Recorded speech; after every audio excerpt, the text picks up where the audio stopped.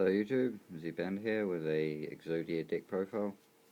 I bought this deck off, part of this deck off a person at my local shop, and then I edited it to fit how I play and to fit around the current decks people are running at the local. So obviously you've got the 5 Exodia pieces, the head, 2 legs, and the 2 arms. Also, sorry for the shitty camera quality, this is my bad camera and it's just really bad, as you can tell. So you got the 5 Exodia pieces obviously,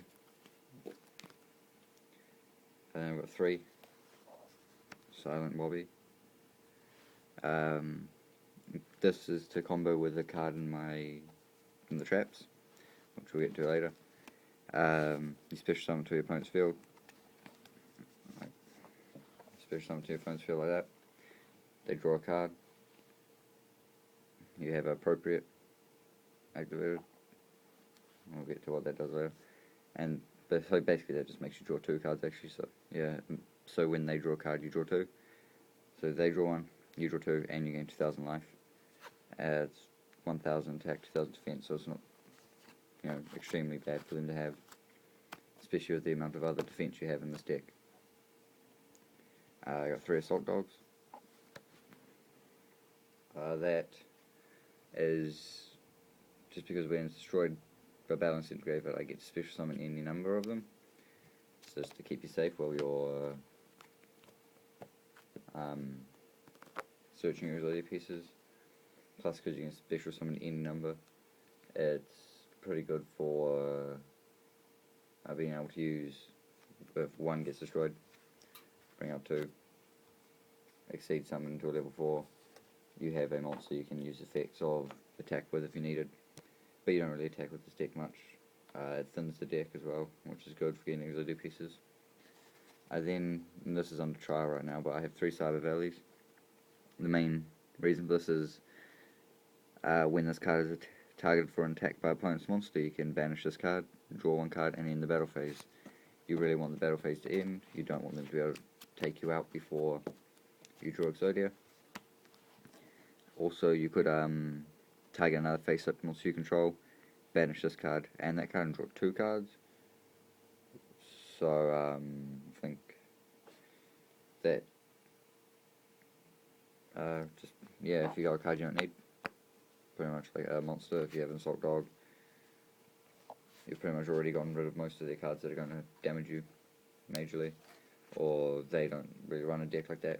You can banish 2. I wouldn't recommend it so much. I'll just go with sending it, banishing just the Cyber Valley itself, as you don't really need it for anything else other than drawing, and it just thins your deck out a little bit.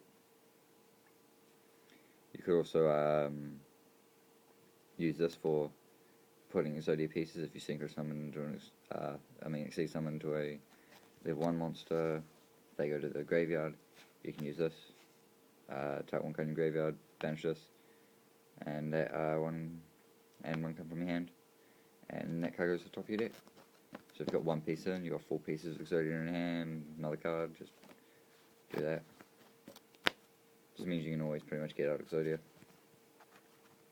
2 fossil Dyna Pachycephalo. I don't really know how to say that, but yeah, another player can special summon monsters. When this card is flipped face up, destroy or special summon monsters on the field. A friend of mine who runs Costellas, I think I pronounced it right, and he special summons, I don't know, he's got like 4 monsters on the field in 1 turn. He attacks, or I set this and I flip it up, and they're all, and it clears the field really well, because most decks I've seen playing, because I was out of Yu-Gi-Oh for a while, just spam monsters nowadays, and this is a good way of dealing with special summon monsters. It's also level 4, so you can use it to exceed summon if you no longer have a use for it, or you need it off field so you can do something, I guess. It's a good card around all. And Black Ptera, which combos with another card, a trap card I have in this deck. When this card is sent from field to the graveyard, it's set by battle, set when destroyed by battle, it's returned to the owner's hand. If you get that combo off, and they don't stop the effect. You pretty much have unlimited turns until you can draw Exodia, and you're set. I get into the magics now. Obviously you're stalling a lot in this deck, so I got 3 swords, I'm feeling light. So it's quite handy, and yeah, they just can't attack. Basically everyone knows what that is. 3 hand destructions. You send 2 cards from hand to the grave, then draw 2. Activate that with appropriate, you draw 4. You just don't. There's just some cards you really don't want to discard, but you can discard some of your monsters that you don't need. If you don't need them, a couple of traps in here maybe. 3 Dark World Dealings. You can't activate appropriate when you activate this card, from what I've heard.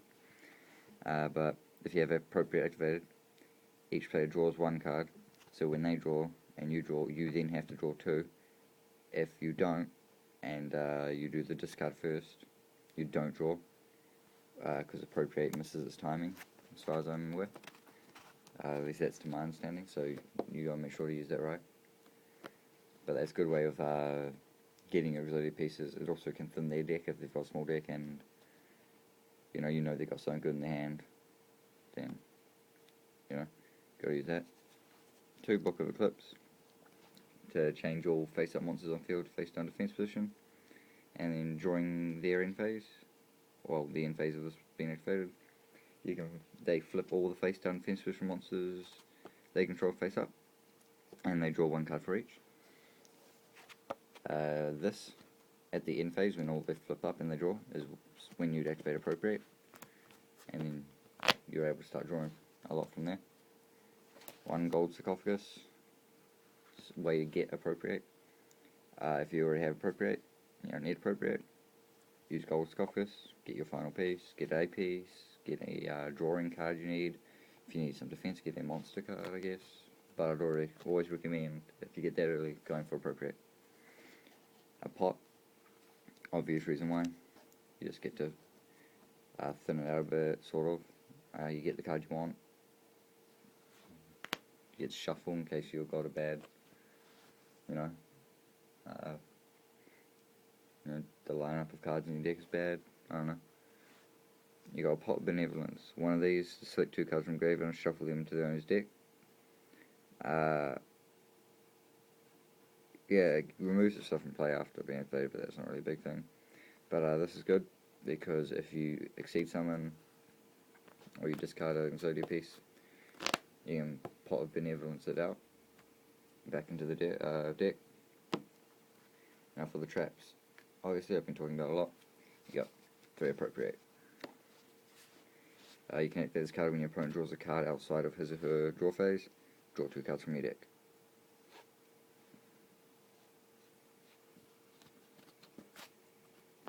And it's continuous.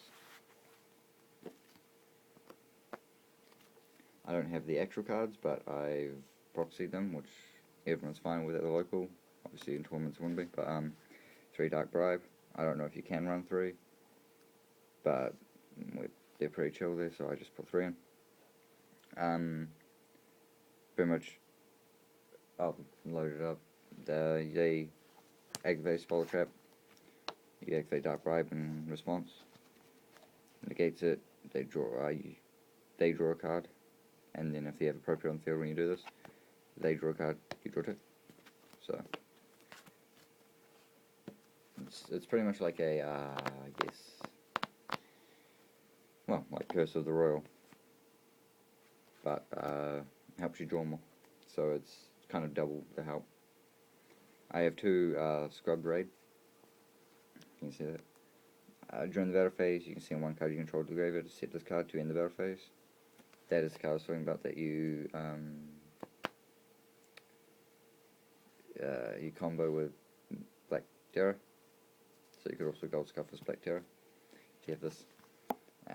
They attack Black Ptera.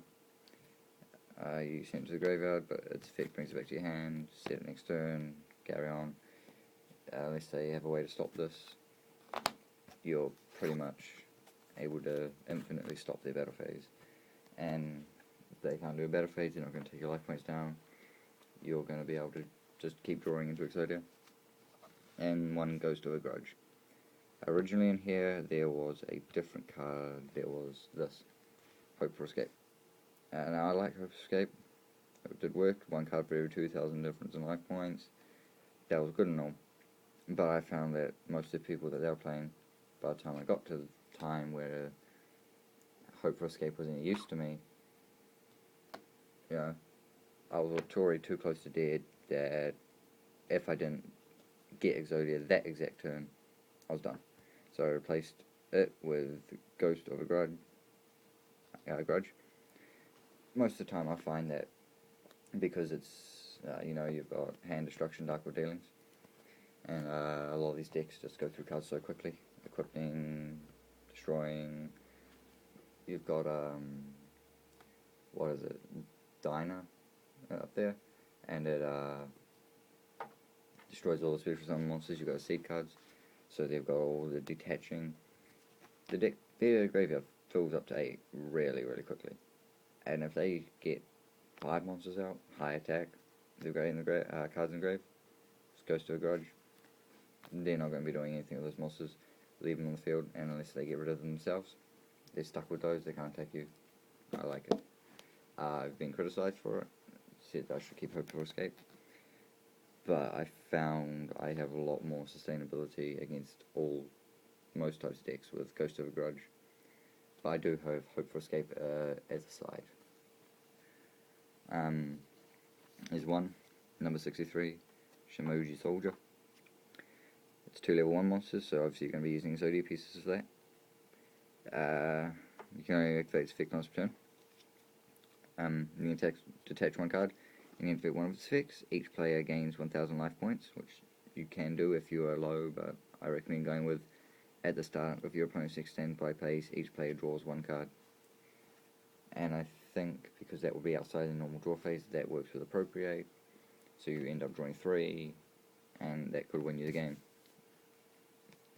I don't play it much, because I find it risky, especially because a lot of people are using grave keepers with like Necrovalley and stuff, and then I can't bring cards back from the grave, so if I synchro summon that, I'm fucked, pretty much. Ghostrick Dullahan, I believe this was in there for tournaments, that you wouldn't use it often, but if it went into some time thing, you just use this to poke them. It's not a bad card, I don't use it at all really, but it's there. Just if you're into the situation, I put it in there. I've got 2, Embodiment of Crime, also level 1. I like this one's effect, because, what was it? It gains the effect of when Embodiment of Punishment is out, which is pretty easy, I guess, out. If you are able to summon a lot of your Exodia pieces without them dying. And this is only here that, this is run when I put this card in the deck as well, which I do have on this as a side card, that I sometimes run, but sometimes don't. I only use Embodiment of Crime and Embodiment of Punishment then, if I have Exodius, because then I can put all the pieces into the graveyard to summon these 2, and have the loop of this card cannot be destroyed by battle or by card effects. Well, it has a Exposition material, and then your opponent takes any battle damage you would have taken from attacks on this card. And it says here, I can attach one to turn all monsters my opponent controls face up attack, and all monsters your opponent controls must attack this card this turn. Which means, if they got a lot of powerful ones out, and you do have this out, and you have Exodius in your deck, you can safely summon these 2, as long as they aren't a Gravekeeper deck, or a deck running Necrovalley. Do this combo when you have Embodiment of Punishment here, as well.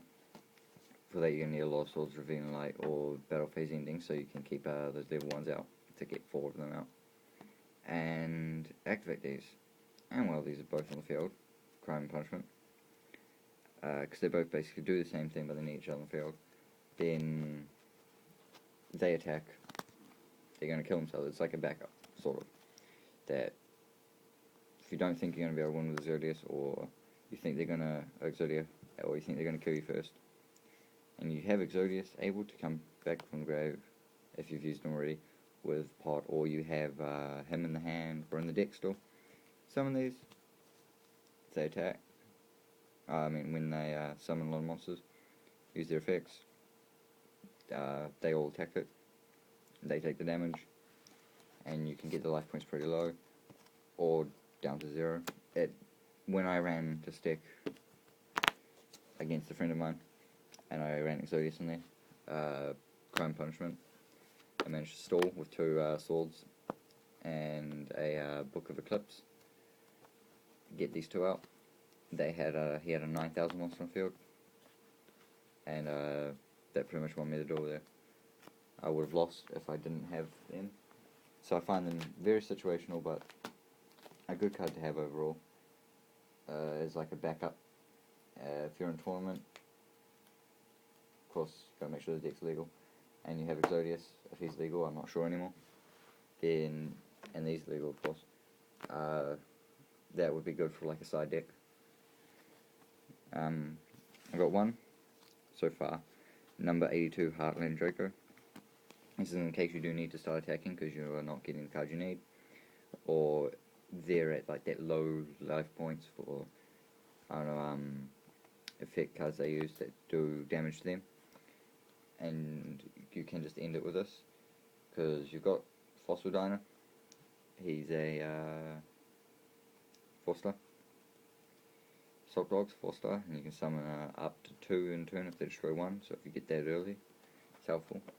You got Wobby. You always really want to summon Wobby on the opponent's field because it gives you 2,000 life points and goes to the appropriate rather well. Desperate situations, of course you could use Wobby for yourself. You just have to make sure that you are going to exceed summon it, because the controller's hand limit comes 3. You do not want to have a hand limit of 3. That's fucking over Exodia. Not good for you. So I have put him in there. He is also situational, but I am yet to find a place where I've used him. I think I've summoned him once, and it's worked. That was at the very end of the duel. I don't know, he milled his life points of activating cards. I think it was Insta-Fusion, and other stuff. He had, I think, 1,000 left. He just flooded the field of monsters. I was going to die the next turn. I still had a Fossil Dyna left on the field, and I had a Wobby in hand, which I was going to summon to his. I was considering it, then I thought, no, if I can just go straight for the direct attack that this card gives.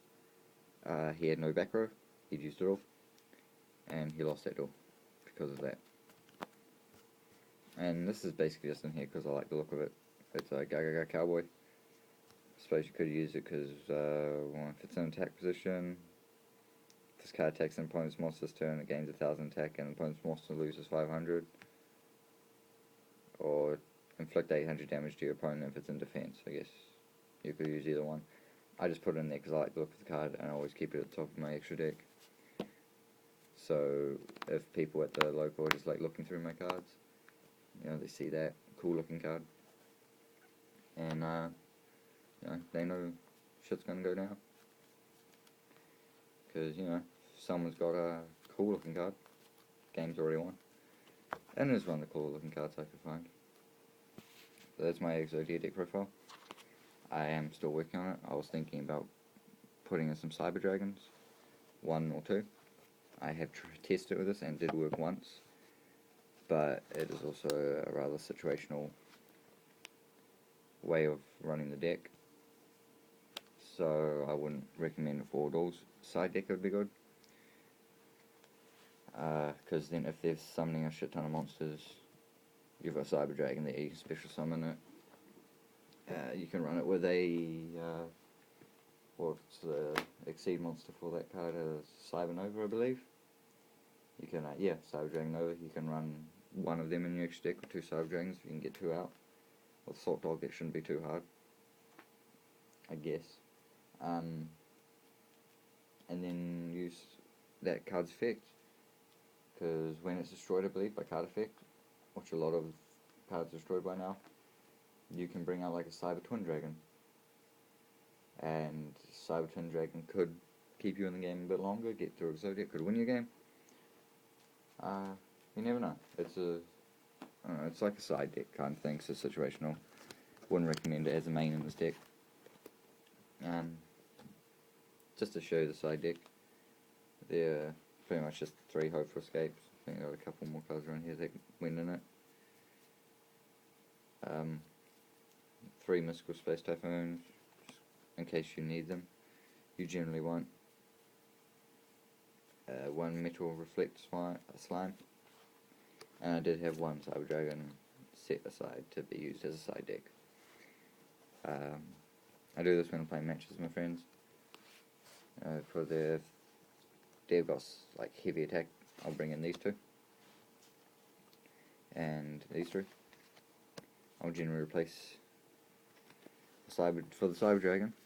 I will generally replace a Cyber Valley, or 2 Cyber Valleys for Cyber Dragon and Reflect Slime. And for Hope for Escape, I will take out 1 Swords, possibly 2 sometimes, but mainly just 1. 1 Appropriate, which is not the best to do, and 1 Scrub Raid. So usually it'll be like 1 or 2 Swords, 1 Scrub Raid, you want to get your HP down, and there's 3 of them. And it's aimed to draw you into it faster. I very rarely ever use Hope for Escape though. I would rather 1 Day of Peace. I prefer that card over Hope for Escape. This is just to get a 3000 defense monster on the field. Even though Assault Tree is a trap, so if they have a lot of like MSTs or something, it's not going to last long. Cyber, I explained, and Mystical Space Typhoon, I will usually just take out any 3 cards that I think didn't help in that particular duel against that deck, and put in MSTs if they are heavy back row users, which I've gone up against a couple times. So for my Exodia deck, if I change it, I will post the updates. Thanks for watching. Let me know what you think. Any suggestions, any criticizing, put it in the comments. Zipander out.